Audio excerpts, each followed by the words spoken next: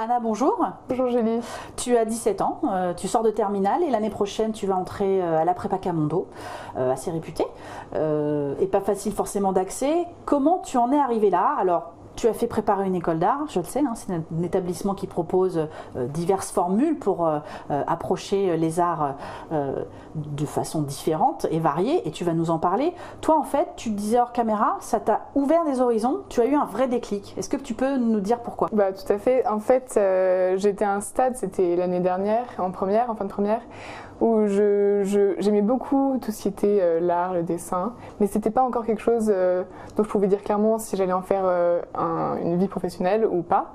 Et donc j'ai fait un stage avec Edwige, donc de préparer une école d'art, et c'est là que j'ai vraiment pu être au contact, enfin en tout cas faire l'expérience de ce qu'allait être des années d'études en art appliqué, et c'est là que je me suis dit c'est vraiment ça que je veux faire. T'étais convaincue? Exactement. Et donc ça m'a vraiment permis de m'engager dans cette voie-là de mon plein gré. Et toi, tu as fait la totale, hein. Tu as fait la prépa à l'année, les différents stages de découverte pendant les vacances, 3 jours de préparation au concours. Tu as vraiment mis toutes les chances de ton côté finalement? Oui, en fait, ça m'a permis, j'ai pu du coup avoir différentes formes d'approche. J'ai eu des petits cours particuliers, donc très personnalisés avec Edwige. J'ai aussi des cours en groupe où c'est plus sympa, on peut aussi faire...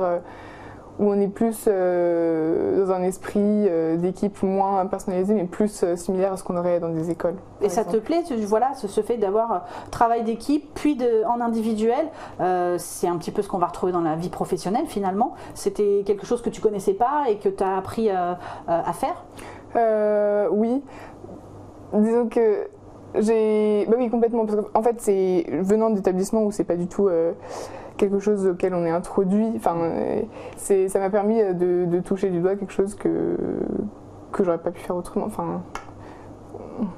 Et ouvrir les horizons, ça veut dire quoi? Ça veut dire que tu avais une idée fixe sur ton projet professionnel et que préparer une école d'art, ça t'a permis de te dire bon, attends, on peut aussi élargir et voir les choses différemment ou... Effectivement, quand j'ai commencé, donc ça m'a permis déjà de me dire c'est vraiment ça que je veux faire.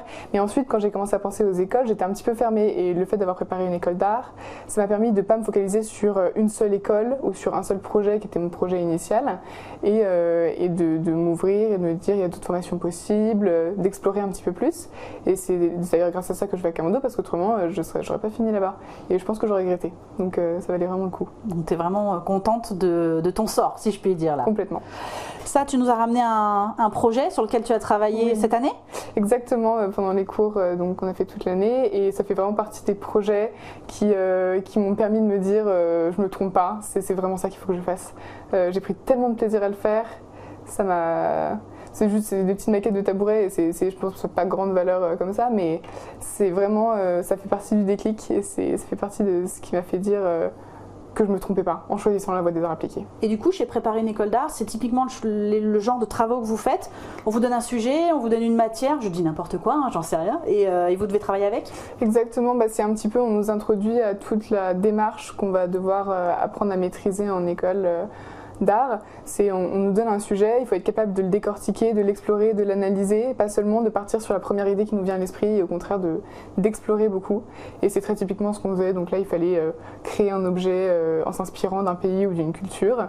Et donc moi, c'était le Japon, et j'ai donc décortiqué tout ce qui était culturel, ou la calligraphie, l'architecture. Je suis partie dans la calligraphie et j'ai abouti avec ça, et je suis super contente.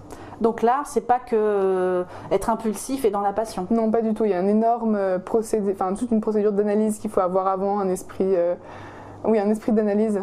C'est ce qu'Edwige appelle la tête bien faite, et donc il faut vraiment s'approprier le sujet et être capable de le pousser dans tous ses extrêmes, de ne pas en rester à l'explication la plus simple qu'on aurait comme ça à la première approche.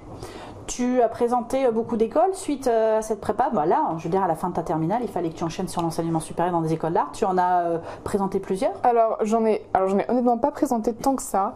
Mais en fait, j'ai commencé par l'atelier de Sèvres, à laquelle j'ai été admise en intermédiaire, qui est très bien aussi.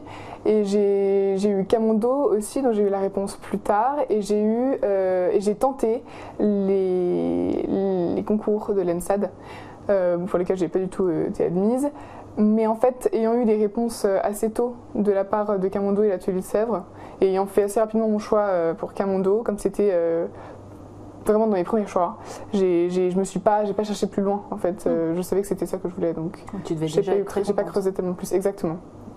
En tout cas, Anna, bonne chance pour la suite. Merci beaucoup. J'espère que ça se passera bien. Bon, c'est bien parti.